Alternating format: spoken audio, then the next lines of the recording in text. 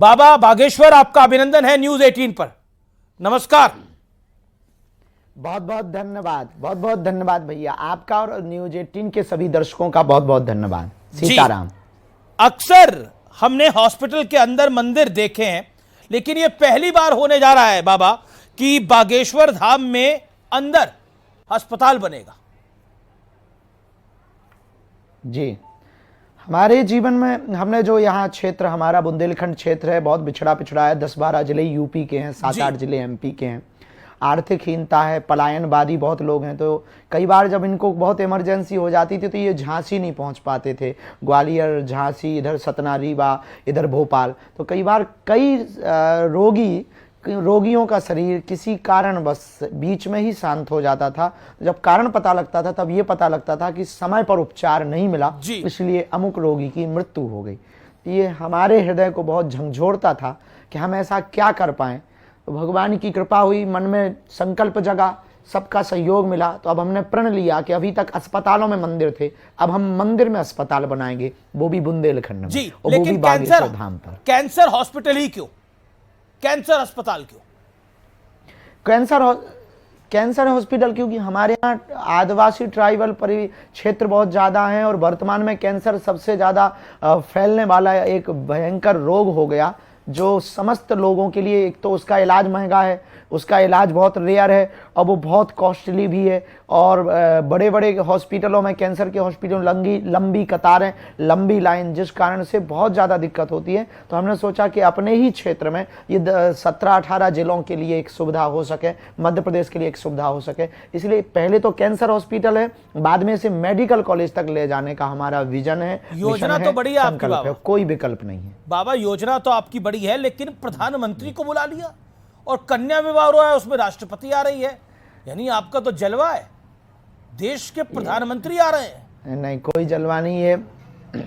ये माननीय यशस्वी प्रधानमंत्री जी के विशाल हृदय के भाव के कारण हो पा रहा है। हमारे शहर से गांव के, छोटे से गांव को, छोटे से शहर को इतनी बड़ी उपलब्धि देखने को मिल पाएगी। 23 फरवरी को ऐतिहासिक दिन देखने को मिलेगा कि माननीय यशस्वी प्रधानमंत्री जी जो नवाचार के लिए जाने जाते हैं, वो यहाँ पर आकर के माननीय प्रधानमंत्री जी जब शिलान्यास भूमि पूजन करेंगे तो पूरा बुंदेलखंड उनको गदगदता के साथ धन्यवाद और आशीर्वाद देगा। जी, लेकिन आपका ये अस्पताल अति आधुनिक होगा, लेकिन बड़ा सवाल है यहाँ पर डॉक्टर आएंगे कैसे? आप आएंगे क्योंकि इलाका बड़ा पिछड़ा है, ये एक बड़ी चिंता की बात है। डॉक्टर कैसे पहुंच पाए? जी, उसके लिए धाम के कुछ डॉक्टर्स के साथ में संवाद चल रहा है और उनके पढ़ाई पर धाम जन सेवा समिति खर्च कर रही, व्यय कर रही है, और वेदांता ग्रुप के साथ में अनुबंध की चर्चा चल रही है। उन्होंने लिखित में हमें आश्वासन दिया है कि हम आपके संचालन में संपूर्ण मदद प्रारंभ से लास्ट तक के लिए करेंगे। और भी हॉस्पिटल हैं, शंकर हॉस्पिटल है नागपुर का, इन सब हॉस्पिटलों से संवाद परिचर्चा जारी है और उनके द्वारा हमको मदद मिलेगी। और देसी और विदेशी डॉक्टरों का यहाँ पर उच्च चिकित्सक जो परामर्श देंगे और गुणज्ञ चिकित्सकों को बुलाने का पूरा कार्य किया जाएगा उनके रहने के लिए, उनके रहने का। जी बाबा, मेरा अगला सवाल आपसे ये है कि ये अस्पताल आधुनिक होगा निश्चित तौर पर, यहाँ पर विदेश से भी डॉक्टर आएंगे, अच्छे डॉक्टर भी आएंगे, लेकिन बाबा रामदेव तो अंग्रेजी दवाओं और डॉक्टरों पर खूब सवाल उठाते हैं। आपका तो उनके साथ भी कनेक्शन जोरदार है, तो क्या कहना चाहते हैं आप? जी देखिए, कोई भी, सभी विधा अपनी अपनी जगह उचित है। भारत की प्राचीन विधा आर्योवेद है, इसमें किंचित मात्र भी संदेह नहीं है और भविष्य में उसका भी सहयोग लिया जाएगा। आर्योवेद विधा का भी बहुत सी विधाएं जो भारत की हैं, जिन रोगी ठीक हो सकें, किसी भी विधा का अनादर नहीं किया जाएगा। हमारी चाहे आयुर्वेदिक विधा हो, चाहे होम्योपैथी विधा हो, चाहे ये वाली विधा, हमारा उद्देश्य ये है कैसे भी करके रोगी ठीक हो। जी बाबा बागेश्वर, मेरा अगला सवाल आपसे है, ये थोड़ा हटकर है, और आपसे जब हमारी बात हो रही है तो बहुत सारे मुद्दे इस समय देश में चल रहे हैं। अभी एक कंट्रोवर्सी हुई है रणवीर अलावादिया को लेकर और समय रैना को लेकर। इन दोनों पे आरोप है कि इन्होंने भारतीय संस्कृति को रौंद दिया है। माँ बाप जिन्हें हम ईश्वर का पर्यायवाची मानते हैं, ईश्वर का रूप मानते हैं, उनको लेकर भद्दी और गंदी बात की गई है। क्या कहना चाहते हैं आप? जी, हमने उसमें अपनी प्रतिक्रिया पूर्ववत दी है और पुनः हमारा यही कहना है कि आप कुछ भी करो बहुत अच्छा है, पर ज़िंदगी में ऐसा कुछ मत बोलो हमारी सनातन संस्कृति, भारतीय संस्कृति, भारत के युवाओं का भविष्य गर्त में पहुंचे और दूषित हो गए।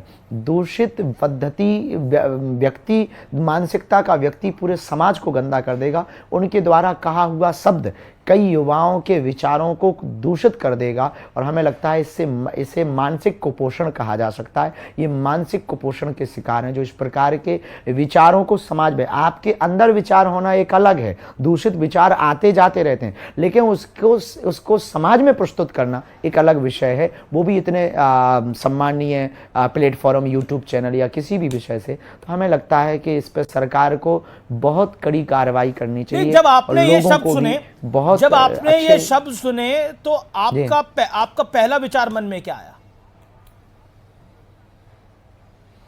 फूहड़ता लगा कि ये शुद्ध फूहड़पन है और शुद्ध एक हिसाब से ये आप क्या कह दें, बदतमीजी है, यूं कह दें। अब ज़्यादा कुछ कहेंगे तो लोग कंट्रोवर्सी करेंगे। नहीं, ज़्यादा इसमें कंट्रोवर्सी तो हो गई है। सुप्रीम कोर्ट ने बोला है कि ये गंदे दिमाग की उपज है, इससे भद्दा सोचा नहीं जा सकता है। ये तो ऑनरेबल सुप्रीम कोर्ट ने बोला है। हाँ जी जी जी, बिल्कुल बेझिझक, इससे तो गंदा कुछ हो ही नहीं सकता। लेकिन ये आने वाली जनरेशन के लिए, जो जनरेशन इनको देखती है, उनको बाबा आप क्या कहना चाहेंगे? वो आपको भी फॉलो करते हैं, क्या कहना चाहते हैं आप उनको? उनको लगता है ये कूल है। आप देखो सबको नहीं, स्वतंत्रता के नाम पर अर्धनग्नता एवं दूषित और वासना की बातें प्रस्तुत करना या परोसना, इसे स्वतंत्रता नहीं कहा जा सकता।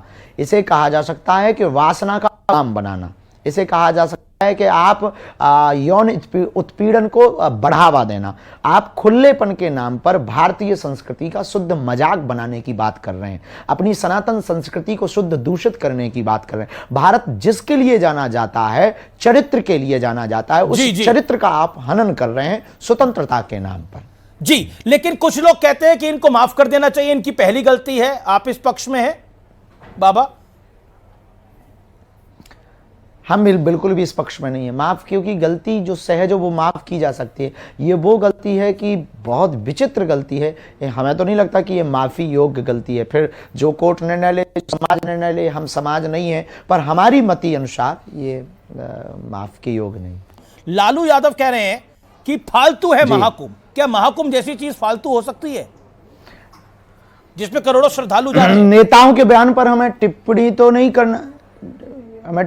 करनी चाहिए, पर हम एक बात स्पष्ट कर देना चाहते हैं कि अगर महाकुंभ फालतू है तो हज यात्रा भी फालतू है, चर्च में जाना भी फालतू है, चादर चढ़ाना भी फिर फालतू है, फिर तो कैंडल जलाना भी फालतू है, फिर तो जो है बुद्धिज्म को मानना भी फालतू है। इस देश में फिर तो माता पिता को माँ बाप कहना भी फालतू है। वो हमारी आस्था का प्रतीक है, जहां करोड़ों लोग जा रहे हैं, वो फालतू नहीं है। अपनी अपनी संस्कृति को मानने का, जानने का, प्रचार करने का, प्रसार करने का अधिकार संविधान में। इस प्रकार के बयानों से सबको बचना चाहिए और एक सनातन पर ही टारगेट नहीं करना चाहिए। जी, लेकिन ऐसा क्या हो गया है? क्योंकि कहा जाता है कि जातियों में बटा हुआ समाज है और जाति है, हिंदुओं में बहुत जाति है। आपने तो एक बड़ी यात्रा भी निकाली जो बहुत सफल भी हुई, लेकिन हिंदुओं में जातियों में बटा हुआ समाज है। लेकिन महाकुंभ में ये जाति नहीं दिखने को मिल रही। कोई वहां पर सैनी, शाक्य, मौर्य, दलित, महादलित, पिछड़ा, अति पिछड़ा नहीं दिख रहा, ब्राह्मण, ठाकुर नहीं दिख रहा, वहां पर सब एक दिख रहे हैं। दिक्कत यह है कि आपको लगता है, या फिर आपको लगता है कि ये भारतीय जनता पार्टी हमें लगता है इसको एजेंडा बना दिया? लगता है नहीं, हमको लगता है कि महाकुंभ ने भारत को प्रेजेंट किया और भारत ने सनातन को प्रेजेंट किया। वहां पर कास्टिज्म नहीं था, राष्ट्रिज्म था। राष्ट्रिज्म होने के कारण भारत में एक अनूठी परंपरा महाकुंभ से प्रारंभ हुई है कि देश एकता की तरफ बढ़ चढ़ा। क्या अंगड़ा और क्या पिछड़ा एक जगह डुबकी लगा रहे, क्या आचार्य और क्या शंकराचार्य एक जगह डुबकी लगा रहे थे, क्या अमीर और क्या गरीब एक जगह डुबकी लगा।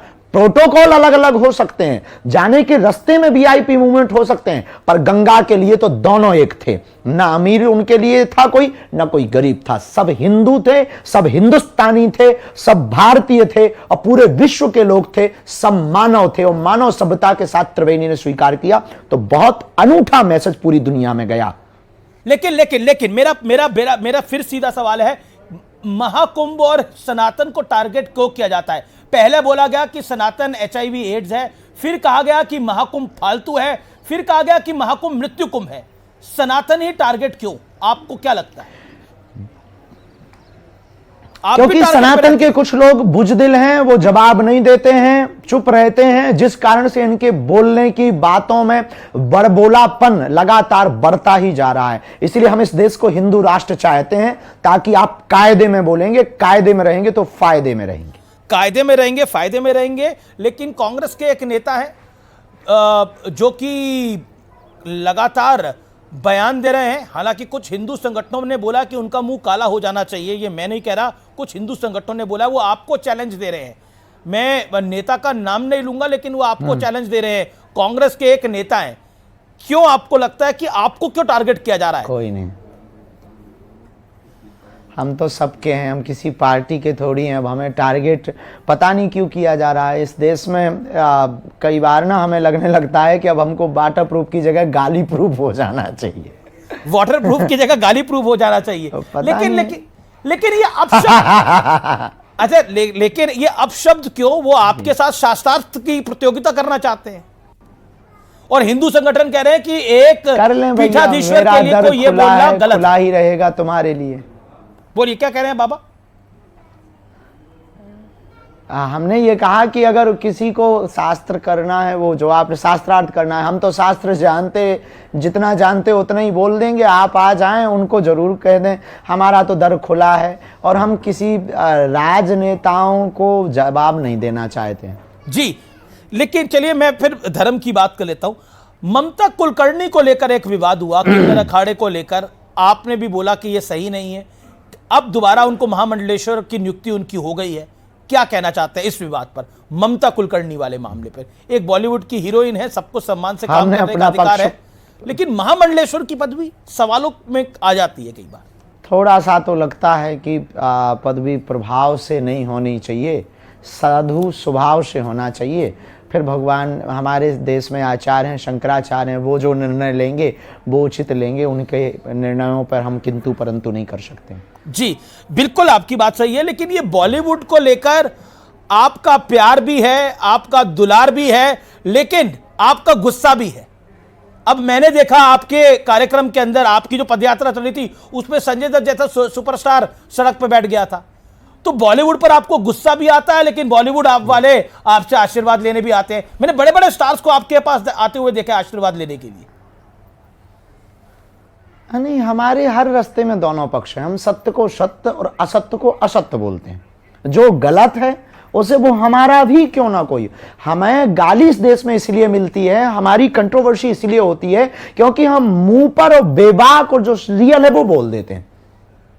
जी, लेकिन संजय दत्त आपके कार्यक्रम में क्या अभी भी कोई, ये प्रधानमंत्री वाला जो कार्यक्रम है, इसमें भी कुछ बॉलीवुड के सितारे आएंगे क्या? आमंत्रण तो दिया है, अब जो आ जाए, जिनका धाम के प्रति निष्ठा है, किन को आमंत्रण दिया है, वो आ सकते हैं, उसमें कोई किन को आपका आमंत्रण होगा? कौन जो हमसे जुड़े अस्वीकार करेगा? सबकी पर्ची को तो आपको खोलनी है। नहीं नहीं, बालाजी के प्रति सबकी निष्ठा है। तो अभी शायद उनकी व्यस्तता बहुत है संजू बाबा की, वो चूंकि हमारे धाम के परिवार के अंग ही हैं, तो बाद में वो आएंगे। और सब आ रहे हैं, वीरेंद्र सहवाग भी आ रहे हैं, और रोबिन उथप्पा आ रहे हैं, आरपी सिंह आ रहे हैं, द ग्रेट खली आ रहे हैं। जी, और बहुत लोग हैं जिनके हम नाम नहीं ले पाए हैं। नहीं, बिल्कुल। लेकिन मेरा अगला सवाल आपसे ये है कि दिल्ली के मुख्यमंत्री को दो काम कौन से करने चाहिए? बाबा बागेश्वर का आदेश क्या है दिल्ली के मुख्यमंत्री के लिए? हम आदेश तो नहीं दे सकते हैं क्योंकि हम कोर्ट नहीं है, पर हम सलाह दे सकते हैं। क्या सलाह है? यमुना जी साफ हो जाएं, वो सर्वविदित ही है जी। दूसरा, रिहायशी इलाकों का कचरा और ड्रेनेज सिस्टम ठीक हो जाए, ताकि दिल्ली बहुत साफ स्वच्छ लगे। जी, अब ये कहा जा रहा है कि राहुल गांधी और प्रियंका गांधी वाड्रा, रेहान वाड्रा, ये भी जाएंगे कुंभ में स्नान करने के लिए। तो उनको आप क्या संदेश देना चाहेंगे? अच्छा है, बहुत अच्छा है। और सबका महाकुंभ है, भारत सबका है, गंगा जी सबकी हैं, सबको अधिकार है। जब विदेशी जा सकते हैं रशिया, ऑस्ट्रेलियन, ब्रिटिश, तो भारतीय तो जाना ही चाहिए। बहुत अच्छी बात है ये तो। जी, एक सवाल, एक कंट्रोवर्सी, जब महाकुंभ में हादसा हुआ, दर्दनाक हादसा हुआ, आपने एक बयान दिया कि मोक्ष मिल गया है, उसको लेके कंट्रोवर्सी हो गई और कहा गया कि ये बयान बाबा बागेश्वर को नहीं देना चाहिए था। क्या कहना चाहते हैं आप? आपसे भी त्रुटि हुई थी तब? सफाई देने के पहले खेद व्यक्त करते हैं। दूसरी बात, हमारा मंतव्य बिल्कुल भी ऐसा नहीं था। अब उस वक्त सिचुएशन ऐसी थी कि घटना हो चुकी थी, सामने ही पूरा भयावह स्थिति थी, मंजर विचित्र था, छोटे छोटे बच्चे रो रहे थे, हमारे अंदर भी फीलिंग है। हम, और वो पूरा कार्यक्रम श्रद्धांजलि समारोह था। अब ये तो हम कह नहीं सकते कि ठीक मर गए, क्या कहते, तो कुछ ना कुछ डांडस तो बनाना पड़ेगा ना परिवार को। पर हमारी बात को दूसरे भाव में ले लिया, भाव का अर्थ अनर्थ कर दिया है लोगों ने, भाव का अनर्थ कर दिया। मेरा अगला सवाल है, प्रेमानंद जी महाराज के आप बहुत समर्थक हैं और इस देश में उन्हें बहुत लोग फॉलो करते हैं और अब उनकी यात्रा दोबारा शुरू हो गई है। हम क्या सभी संतों के समर्थक हैं। जी बिल्कुल बिल्कुल, और उनकी यात्रा दोबारा शुरू हो गई है जिसपे काफी विरोध हुआ था। क्या कहना चाहते हैं आप? बहुत अच्छा हुआ है। आपने कहा था कि ब्रजवासियों को बहुत धन्यवाद, जिनको ब्रज में राधे राधे कहने से दिक्कत है वो यहां से निकल जाएं, वो दिल्ली मुंबई जाएं। आपको लगता है दिल्ली मुंबई वाले राधे राधे नहीं करते क्या? सब जगह के राधे राधे करते हैं, ऐसा नहीं है। भक्त, भगवत भक्त तो सब जगह होते हैं। हमने ये कहा था कि वो जो कॉलोनी वाले जो विरोध कर रहे हैं, जो रिहायशी इलाके वाले, और जिनको बहुत पीड़ा हो रही है, तो उनको दूसरी जगह चला जाना चाहिए। और ब्रज में तो राधे ही राधे होगा, क्योंकि सब ब्रजवासी श्री ठाकुरानी जी के शरणागत ही है ना, और ब्रजवासी तो सब ठाकुरानी जी के ही है ना, तो इस कारण से हमने वो वक्तव्य को बोला था। जी, मेरे आखिरी दो सवाल हैं। लोकसभा चुनाव में भारतीय जनता पार्टी की मन मुताबिक सीटें नहीं आई थी, 240 आई थी, बीजेपी पीछे रह गई थी और ऐसा लग रहा था कि अब पीछे की तरफ जाएगी, लेकिन प्रधानमंत्री ने नारा दिया, एक है तो सेफ है। योगी आदित्यनाथ ने नारा दिया, बटोंगे तो कटोंगे, और बटोंगे तो कटोंगे पे आपने बोला इसमें गलत बात क्या है? क्या आपको लगता है कि इसी वजह से हरियाणा, महाराष्ट्र और दिल्ली में प्रचंड जीत हुई है? ये जो हिंदू डिवाइड नहीं हुआ, आप क्या कहना चाहते हैं इस विषय पर? आप भी कहते हैं हिंदू डिवाइड नहीं होना चाहिए, और पर हम राजनीति के लिए नहीं कह सकते। क्या सबको अपना अपना अधिकार है वोट देने का, वो अपने हिसाब से वोट दें। तो भारत तो आज़ाद है, स्वतंत्र हैं, तो वो वोट डालने वाले भी स्वतंत्र हैं। पर जो देश के लिए काम करे, राष्ट्र के लिए काम करे, सनातन के लिए काम करे, उसी को जो है गरिमामय पद पर बैठना चाहिए। क्या जातिगत जनगणना होनी चाहिए और आप बटोंगे तो कटोंगे के समर्थन में हैं? दो सवाल। जातिगत जनगणना के पक्ष में हम बिल्कुल भी नहीं है। अगर गणना ही करनी है तो अमीर और गरीबों की कर दो। आप कितने अमीर हैं और कितने गरीब हैं। पर राहुल गांधी तो और अखिलेश यादव, केजरीवाल सब कह रहे हैं होनी चाहिए जातिगत जनगणना। अब उनका अपना निजी मत है, सबको अपना मत बोलने का अधिकार है। जातिगत जनगणना से देश गृह युद्ध की तरफ चला जाएगा, और जातिगत जनगणना करके करोगे भी क्या? जनगणना इसलिए की जाती कि और कितने स्टेशन, पुलिस स्टेशन, हॉस्पिटल खोले जाएं, भर्ती निकाली जाए। पर अगर जातिगत जनगणना करेंगे तो देश गृह युद्ध की तरफ जाएगा। और हम सबको भारतीय बनाना चाहते हैं ना, हम जातियों में बांट करके सीमित और संकुचित क्यों नागरिकों को करें? भारत के लोगों की सोच व्यापक करें, राष्ट्रव्यापी करें, नेशनलाइजेशन को बहुत ज्यादा बढ़ावा देना। कास्टिज्म से हमें ऊपर उठ के राष्ट्रिज्म की तरफ जाना पड़ेगा। ये बड़ी लाइन बोली आपने, कास्टिज्म से ऊंचे उठकर हमें राष्ट्रिज्म, नेशनलिज्म की तरफ जाना पड़ेगा। एक चीज जो कि आरएसएस चीफ ने हाल में बोली और उस पर आपकी राय लेनी जरूरी है। उन्होंने बोला, मोहन भागवत जी ने कहा कि हिंदू समाज को इकट्ठा होना होगा। क्या आपको लगता है हिंदू समाज एक नहीं है? अभी तो नहीं है। आप मानते हैं इस बात को? अगर होता तो मणिपुर नहीं जलता, अगर होता तो बहराइच की घटना नहीं होती, अगर होता तो हम पर ही इतनी टिप्पणियां नहीं होती, क्योंकि हम विदेशी थोड़ी हैं, हम भी तो हिंदू ही हैं और हमारे ही लोग हम पर टिप्पणी कर रहे हैं। और हमारे संतों पर टिप्पणी कर रहे हैं, महापुरुषों पर टिप्पणी कर रहे हैं, महाकुंभ पर टिप्पणी कर रहे हैं, गंगा पर टिप्पणी कर रहे हैं, और राम पर टिप्पणी कर रहे हैं, मंदिरों पर टिप्पणी कर रहे हैं। इसलिए तो हमने 23 फरवरी को सोचा है कि सबके मुंह पर तमाचा लगेगा कि जब अस्पताल में मंदिर नहीं, मंदिर में अस्पताल होंगे, वहां कृपा भी मिलेगी और दवा भी मिलेगी, और बुंदेलखंड के इतिहास में यह लिखा जाएगा। और 26 फरवरी को दूसरा तमाचा लगेगा कि मंदिरों की दान पेटियों में आने वाले चढ़ावा से गरीबों की बेटियों का घर बसाया जाएगा। जी, मेरा आखिरी सवाल है। मैं 3 आपसे नाम लूंगा, एक एक करके, एक एक लाइन में आपको जवाब देना है। मैं 3 नाम लूंगा आपके सामने।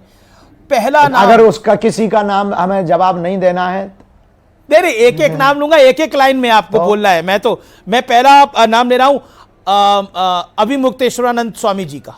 एक लाइन में क्या कहना चाहेंगे? ठीक है, महापुरुष हैं और वो अपना कार्य कर रहे हैं, अच्छा है। जी, दूसरा नाम जो है वो है ये जो ब्रॉडकास्टर लॉबी है, जो पॉडकास्ट करते हैं, और इसमें जो रणवीर अलाहाबादिया, समय रैना, इनके बारे में एक लाइन में आप क्या कहना चाहेंगे? समय के साथ चलो, समय से आगे चलने की कोशिश करोगे तो गिरोगे। जी, अच्छा, अमेरिका के नए राष्ट्रपति बने हैं डोनाल्ड ट्रंप, उनके लिए एक शब्द आप कुछ कहना चाहेंगे? कान के कच्चे ना रह करके सबको लेकर के चलना चाहिए। तो हमें लगता है कि मैत्रीय देशों से मित्रता प्रगाढ़ रहेगी। जी, और अरविंद केजरीवाल के बारे में आप क्या कहना चाहेंगे एक लाइन में? आपके तो प्रिय हैं अरविंद केजरीवाल काफी। ठीक है, बहुत अच्छा है। हाँ, हमारे तो सभी लोग जुड़े हुए हैं, वो भी हमारे अपने हैं, सब हमारे हैं। क्यों? अच्छा, क्यों हारे अरविंद केजरीवाल? हारे क्यों? आपको क्या लगता है क्यों हारे? अगर विश्लेषण करें तो क्यों हारे आपको? लाइन हमको नहीं पता, ये दिल्ली की जनता बताएगी। ये दिल्ली, आपको क्या लगता है? आपके तो भक्त बहुत है दिल्ली के अंदर, क्यों लगता है आपको? नहीं, हमको नहीं पता भैया, दिल्ली के लोग बताएंगे। अब कुछ ना कारण तो हुआ होगा। अच्छा, एक सवाल सोशल मीडिया पे आपके लिए आया है। अब मुझे हिचक हो रही है पूछूं कि नहीं पूछूं, लेकिन मैं पूछ लेता हूं, माफी के साथ पूछ लेता हूं। कहा जा रहा है कि आप इतने हैंडसम हैं, इतने स्मार्ट हैं, और आपकी तो शादी की उम्र भी है, तो बाबा शादी करने का विचार करते हैं या नहीं करते हैं? हाँ, करते हैं। करते भी हैं विचार, और जल्दी ब्याह भी करेंगे, और आपको भी आमंत्रण कार्ड देंगे, न्यूज़ 18 को भी आमंत्रण कार्ड देंगे। सूट अभी से मत सिलवाना, छोटा पड़ सकता है। पहले कुछ हमारे सपने हैं जो हम जगते हुए देख रहे हैं, वो हमें सोने नहीं दे रहे। हमें पहले इस बुंदेलखंड के लिए कुछ करना है। फिर तो मतलब कितने महीनों का या सालों का या दशकों का इंतजार करना पड़ेगा? नहीं, दशकों का नहीं, बस जल्दी ही हो जाएगा। जल्दी हो जाएगा, जल्दी हो जाएगा। हम 95 साल में थोड़ी करेंगे। जी, बाबा बागेश्वर, आपका बहुत बहुत धन्यवाद। और आप बहुत बड़ा काम कर रहे हैं, कैंसर हॉस्पिटल बना रहे हैं, बहुत बड़ा काम कर रहे हैं। इसके लिए आपको, आपका बहुत बहुत अभिनंदन है। बहुत बहुत धन्यवाद हमारे साथ जुड़ने के लिए आज। तो ये थे बाबा बागेश्वर।